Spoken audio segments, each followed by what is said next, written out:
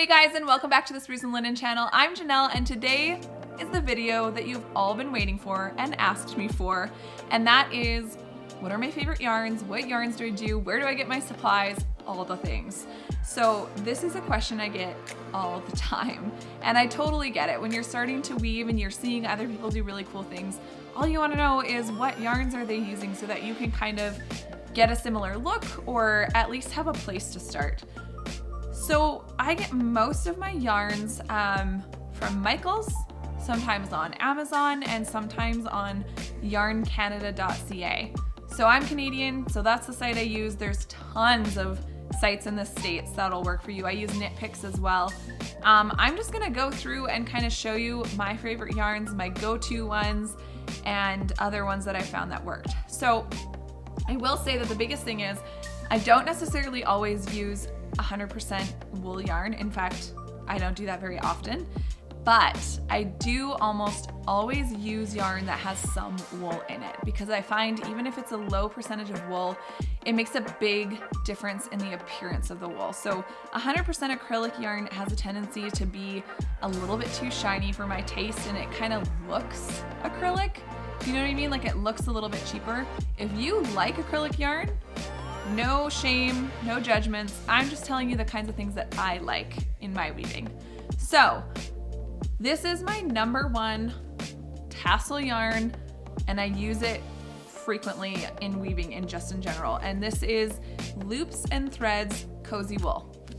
I love this stuff. You can get it at Michaels. I think this brand is a Michaels exclusive brand. However, I think I've seen it on Amazon a couple of times, and maybe on Etsy as well. I'm not entirely sure. I'll try to put a link below for as many of these yarns as I can, but this is my favorite tassel yarn. It's 50% acrylic and 50% wool. So hopefully you can see this. It's nice and thick. I like to use thick yarns. It's faster, and I like the way it looks better. If you use really thin yarn on a warp that has the strings spaced quite a bit, you'll start to get that kind of look of like, you'll see the warp strings underneath, and that kind of has to do with the structure of your cloth. So generally speaking, you want the same amount of strings in your warp as you do on your weft. So that's why I find that this thick yarn looks really great. And it also is just a lot quicker when you're weaving. So this is one of my favorites. There's a few different variations of it. This is the Loops and Threads Cozy Wool. There's also the Loops and Threads Lush Alpaca, which is essentially, like, they look very, very similar. There's lots of different colors in both. The difference in this one is obviously that it has alpaca in it. It's 80% acrylic and 20% alpaca. So you'll see there's a little bit more texture to it. There's a little bit more hairiness to it. I love it. It tends to be a little bit heathered, and I think that's a really pretty look. Also love this stuff. Okay, so the next, and I'm sure you've heard of this one before, is the Lion brand Woolies Thick and Quick. This is like my next best thing to the Loops and Threads when it comes to tassel yarn. It's a very similar yarn. It's a little bit thicker than the Loops and Threads. Fantastic though, comes in a ton of different colors as well, and it is 80% acrylic and 20% wool. So again, I'm always looking for thick yarns that have at least some wool in them, because it definitely changes the appearance of it, and I just like the texture a lot better. Another one that I've used, I don't use this a lot, is the Patons Classic Wool Roving. So this is 100% wool, and it's single ply. As you can see, like, it's not a applied yarn. It's literally just one strand. I would not recommend using this for your tassels. I have done that before, and the problem with it is over time it does start to kind of curl up again, so it's not great for that. But this is another good one. It comes in a lot of colors, and this would be really good for the actual weaving part. It's not quite as thick as the other two I've shown you. All right, so moving on to another Patons yarn. This is the Patons Classic Wool Worsted. And I should say, this video is not sponsored. I am literally just telling you the things that I use. Some of the links below are gonna be affiliate links, which means that if you buy from the link, I get a little kickback from that. no extra cost to you at all. So it's kind of a win-win situation and helps me continue to make you some free content. So moving on, classic wool, worsted. This is 100% wool. As you can see, it's a lot thinner. See how thin that is? It's quite thin. My recommendation, if you're gonna be using a thin yarn, is to like at least triple up on it. So when I use this, I will at least use 3 strands all at once so that it kind of mimics the thickness of those other yarns that I like to use. Comes in a lot of colors. Again, I love using this in my striped weavings for the little tassel portions. Because it's 100% wool, there is some, and it's not merino, there's some roughness to it that I find holds those little tassels really well.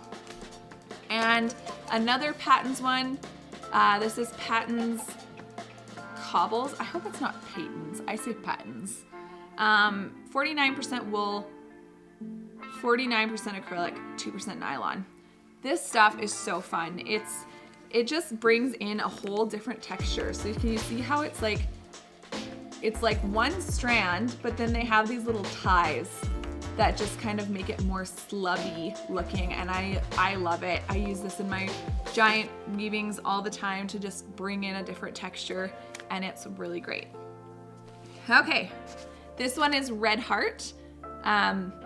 Red Heart Grande? I mean, I want to say Grande, maybe it's just Grand. And it is 78% acrylic, 22% wool. As you can see, it's incredibly thick. It's almost like rope. So again, it brings in that extra texture. I like to use this by, instead of going over one string, under one string, I like to do over 2, under 2. So again, it makes a completely different texture. Comes in a few colors. Love this one as well. And now we're moving into 100% wool. These 3 are all from Briggs and Little. So Briggs and Little is made in New Brunswick. I went to the New Brunswick College of Craft and Design in Fredericton, and our entire school store for the wool supplies was all Briggs and Little because it was locally made. Like, it wasn't, the factory wasn't even that far away. So that's really cool. Most of their wool is a little bit rougher, so this isn't something I would want to put against my skin in general, but for woven wall hangings, it's great. This is called Country Roving, and it comes in these big kind of brick things, as you can see. Essentially what it is, I'll just kind of try to show you here, it's 5 strands of very thin roving, and it's not spun at all. It just kind of sits there. Now, one warning about this is you don't want to try to use super long strands at once and pull them through your weaving, because if you look at this, I'll show you how easy it comes apart. Like, it comes apart very easy. I love to use this in my striped weavings as like to do a sumac stitch, a very narrow sumac stitch.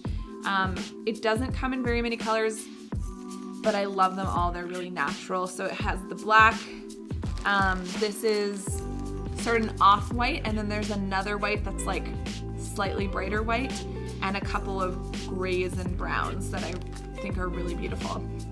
And then there's also the Briggs & Little Regal.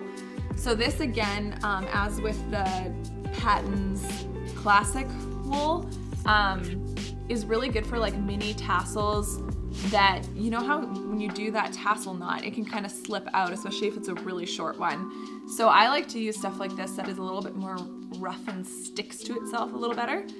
This comes in a ton of different colors. I buy mine from yarncanada.ca, but I'm sure there's lots of places in the States you can get it too. Again, I'll throw as many links in the description for all these different wools as I can. All right, so last but not least is another wool I like to use for kind of small tassels, or again, I will take 3 to 5 strands and use as a thicker yarn, is Knit Picks Wool of the Andes Superwash. So this is 100% superwash wool, worsted weight, so it's again quite thin. That's why I like triple to almost 5 strands all at once to weave with it. And it comes in some really beautiful natural colors. This is one of my favorite mustard color yarns.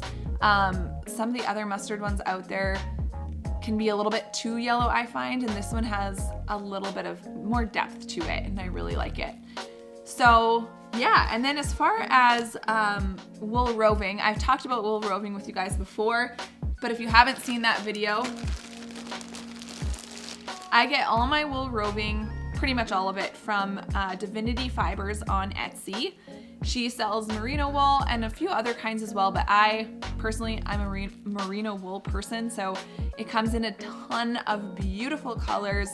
And the biggest thing with this that I would tell you, and I mean with any yarns, especially that are 100% wool, is just know that different dye lots are gonna look different, and some colors are worse than others. So I've had the issue before where I order this once and then I order the color again and it looks different.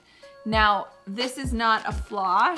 It is simply that when you are dyeing, hang on, I'll get rid of this noise first. So when it comes to dye lots, there are so many factors that can change the appearance of the color on the wool or any natural fiber. This especially is a concern with natural fibers. So the temperature of the water, the hardness of the water, the wool itself, like coming off of different sheep, can change the appearance of the color. So just know, if you're buying roving, definitely buy enough to finish an entire project. Don't try to buy a little bit and then buy a little bit and expect to get the exact same color, because that's probably not going to happen. Like, if it happens to come from the same batch, great, but always be aware of dye lots if that is a concern of yours. If you don't care that the color changes a little bit, then you don't have to worry about it. And I will show you one last yarn that I really love, and it's kind of in pieces because the ball of yarn exploded on me. But this is another one I really love. It's a little bit more on the pricey side, and it is Sugar Bush Chill. It's 100% extra fine merino. This is what the label looks like. And it is gorgeous. Like, if I could use this for everything, I would. But again, like I said, it is a little bit pricier, but it comes in some absolutely stunning colors. It is single strand yarn, and again, it is that extra fine merino, so it's really, really soft. It's nice and thick, so this works really well for weaving. Again, I wouldn't use this for tassels. I would not recommend using any single strand yarns for your tassels, because if you steam them out and let it sit, eventually it will just kind of want to curl back up again. So that's what I would recommend to you. Now, of course, with all of this, take it with a grain of salt, personal preference. You know, everyone has a different style or different things that they want to bring to the table. Some people only want to use 100% wool.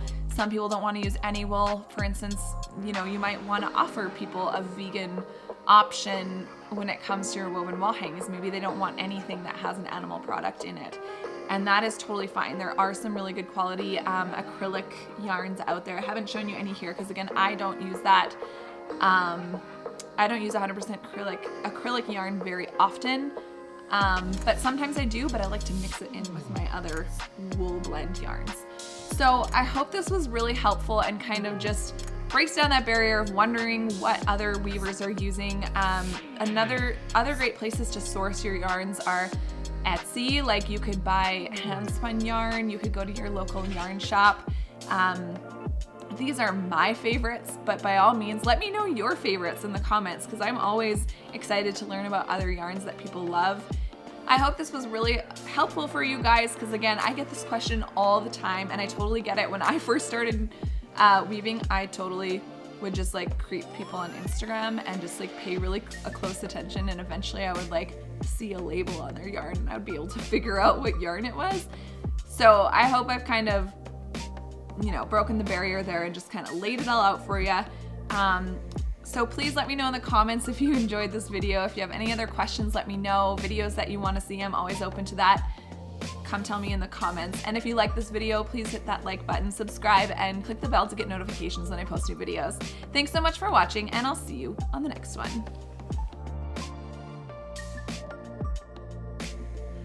Try again. I hope this was really helpful for you to...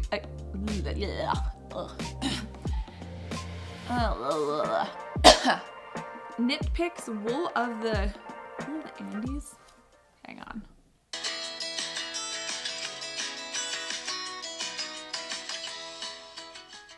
Andes. Andes. Okay, I said it right.